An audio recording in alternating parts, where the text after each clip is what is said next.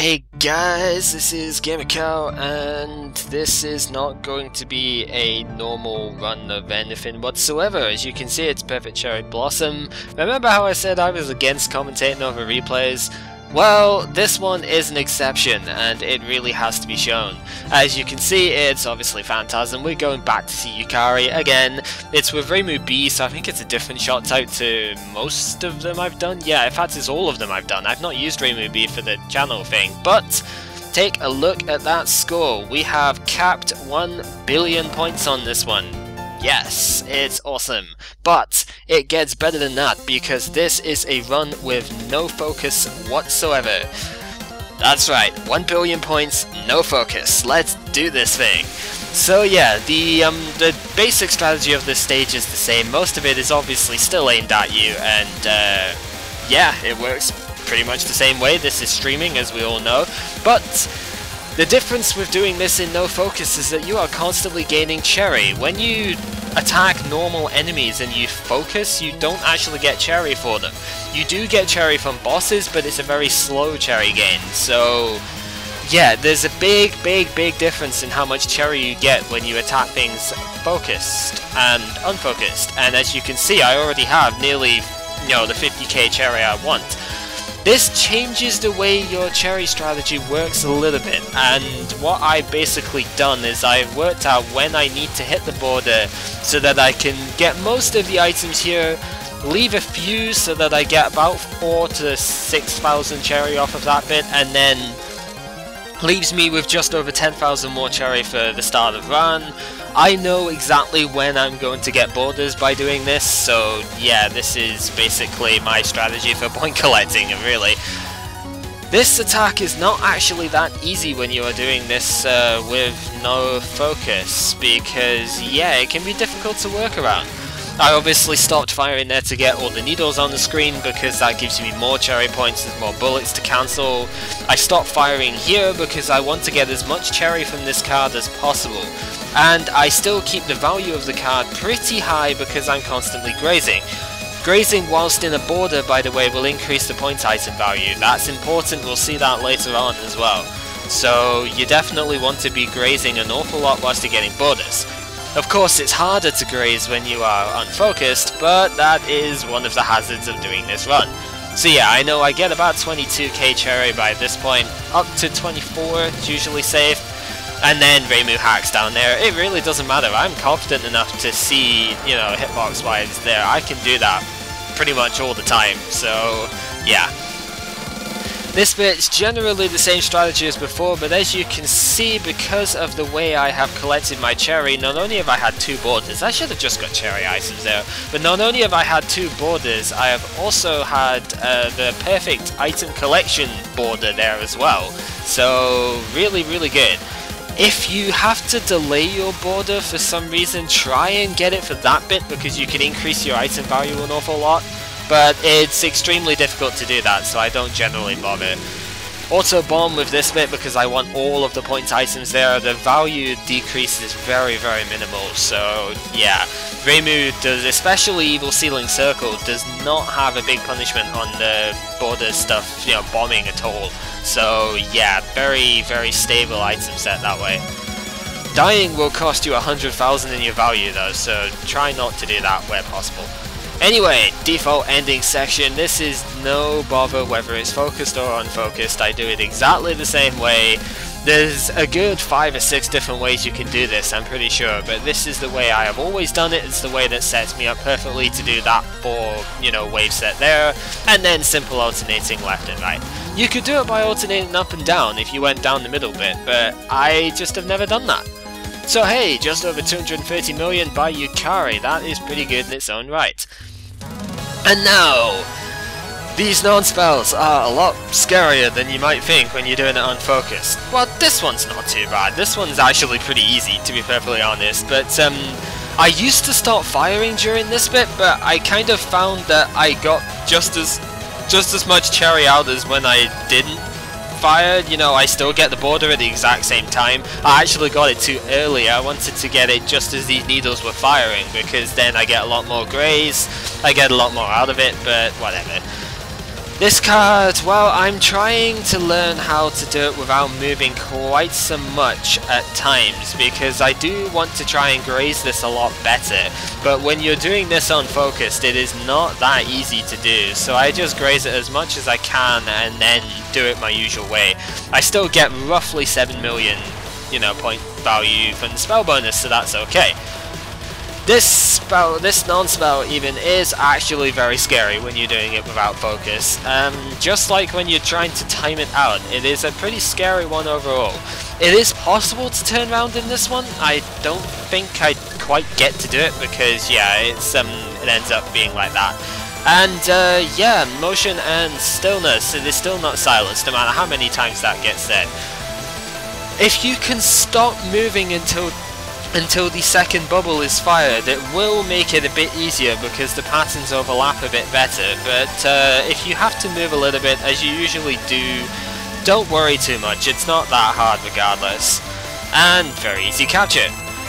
This non-spell is actually probably scarier than the last one, to be honest, because the cyan, the greeny bullets, the aqua bullets, that's what they really are, they move faster than the last set, so although it's like the first non-spell in density, it's harder, much harder. You usually do have to turn around in this one, but I didn't this time. Mesh of Light and Darkness. Still one of my favourite cards of the fight, but it is a bit of a crapshoot when you're doing this with no focus.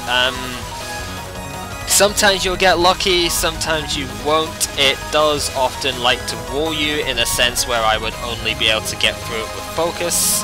Like right there, the sneaky bastards tried to, you know, come up from underneath me, but we were better than it, and 8,500,000 bonus for that, whatever.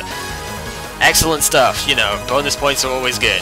So, obviously I stopped firing at the start of that there so I can get as much cherry from this non-spell as possible. It lets me get a border not too far into Xanadu of straightened curves, so yeah, it's a good idea in general. And yeah, that is kind of what's going on in the moment. It's the easiest non-spell ever, apart from Flanger's third one, so whatever, right? I love doing this card unfocused actually. Xanadu Straight and Curve is an amazing card to do with no focus. I don't know why, it's beautiful. What's his face? Ron's version, Charming Siege from all sides, is horrible whether you're doing it with focus or unfocused, but this one is truly magnificent. It looks great, you've got a lot of bubbles going all over the place and fantastic stuff. However, not all good things are in this thing, and unfortunately, yeah, I overstate my movement very slightly there. I'm happy to break a border on this one. I'd be happy to bomb this one as well, actually, but because to be perfectly honest, it takes balls to do this unfocused. That particular non-spell is really frightful. Probably the hardest of the fight, to be fair. It's hardest of the fight whether you're doing it focused or unfocused, but unfocused definitely hardest. Yukari spiriting away is still the easiest thing ever. Move diagonally and then, you know, move up or down to avoid the butterflies respectively. You do quite a lot of damage to her. You don't really get very much cherry in this spell, so it kind of sucks for that. But yeah, it's a very, very easy one. Just do what I'm doing here, really. You don't even have to dodge it to alternate in sides like I'm doing. I just prefer to do that. And then, obviously, point item gain. This non-spell is not far away from the last one in terms of difficulty, but what you've got to remember here is that not all of the kunais are actually aimed at you. It's every third wave or so is aimed at you in the position you were when they got fired, if that makes sense. If you could stay stationary, then every third bullet would hit you. So yeah, it's one of those that if you can't read it, just bomb, whatever. Now here is one of the primary point item gaining things in this one. It's not even point item, it's just points in general, because as you can see, every time the lasers change around, you get cherry. You get roughly 17,000 cherry if you've captured every spell card so far. So pretty good for that. It means I get crit borders, and now I'm going to just about time the card out because I get several more waves of the cherry items, and that's of course very good for scoring. It's not necessary to get this one, you know, with lots of spell bonus anyway, because the additional point item value you're gaining during this will more than match that. Plus, at this point, a single border would be worth just about as much as the entire spell. I saw that sneaky butterfly. That cheeky little butterfly nearly caught me out there, but I saw it just in advance. It's like, heck yeah. So I'm 1,000 cherry away from the thing. I can't kill Yukari off because, you know, I can't get 1,000 cherry off it before whatever. Doesn't matter. Going to get a little bit more here, and I have learned that you can just wait for the thing to just about time out there. You can wait for the lasers to shift once more, get the last bit of cherry out of that, and yeah, good times were had. This non-spell is still my favourite of the set. It's not the hardest, but it is definitely my favourite because it's just awesome. The whole thing of having a slow set and a fast set at the same time is beautiful. But alas, Double Death Butterfly, I really don't like this card at all. I have captured it about 4 times in total whilst non-focused, but I didn't have any luck whatsoever there. Reimu B's Evil Sealing Circle Bomb is really terrible for this card, because it doesn't clear half the stuff. Half the stuff goes off screen and it comes back round, and because the bomb is so short, it doesn't have a chance to clear it. So yeah, get myself the border, simple streaming non-spell. It would be much better to have focus here so that you could graze it more effectively, but even so, I still get a good amount of cherry point value item gain there, so yeah. That was wonderful English there, Cal, seriously. But yeah, it's a very, very simple non-spell, so no need to panic. Just restream it when you have to, and there we go. Now we get to fight Ran. I think, when did I die to Ran before? I can't remember. It must have been one of my non-focused attempts, so maybe it was the pacifist one, I can't remember. But yeah, I stopped firing here because I've worked out if I stop firing, get all the cherry I can from this spell card, I can get one last border before Boundary of Humans and Yokai, and that of course gives me another 6 million points at this point, so yeah, it's definitely something worth getting. Besides, this card is really easy anyway, and there's no danger for me at my level to miss this. So yeah, it's just that straightforward, even when I'm doing it pure unfocused. I don't know, maybe I'm just naturally good against Shikigamis, who knows. But yeah, I kind of slightly go down a bit too quickly there. I wanted to get the border, I didn't realise I was close enough that I could have afforded to get all of the items at the POC, or above the POC, and that was it. But oh well, that's what happens sometimes. Yeah, Boundary of Humans and Yokai, I have died to this a couple of times because I get slightly perturbed by the movement speed of Pure Unfocused, but it's really not a hard card. I always do it in exactly the same way, although this time I was a little bit more adventurous and I actually decided to get a little bit more graze going here, because rather than my usual moving 3 circles, 3 waves into that, I actually only move 2, because I've worked out that you don't get killed by doing that, because you can sit inside the laser circle, and the laser circle doesn't have a hitbox. So there we go, that's why I kind of did that. It didn't give me much more, but it gave me enough more, and I can get a fair hefty amount more experience for that, in terms of spell bonus. Managed to get myself over 9 million. I definitely get a high bonus here. This is really looking up. You can see the bonus of that, friggin' 14.5 million points because of that. Fantastic. And now, Boundary of Life and Death. This card is infamous. I have captured this once whilst unfocused, and I think I will probably add that at the end of the video, because I have saved a replay for that, but I was stupid there. I tried to graze those butterflies, and yeah, I didn't quite realise they were that close. That was really, really dumb, and that cost me the spell bonus, as well as that border. So a fair few million points in there was lost, but hey, what can you do?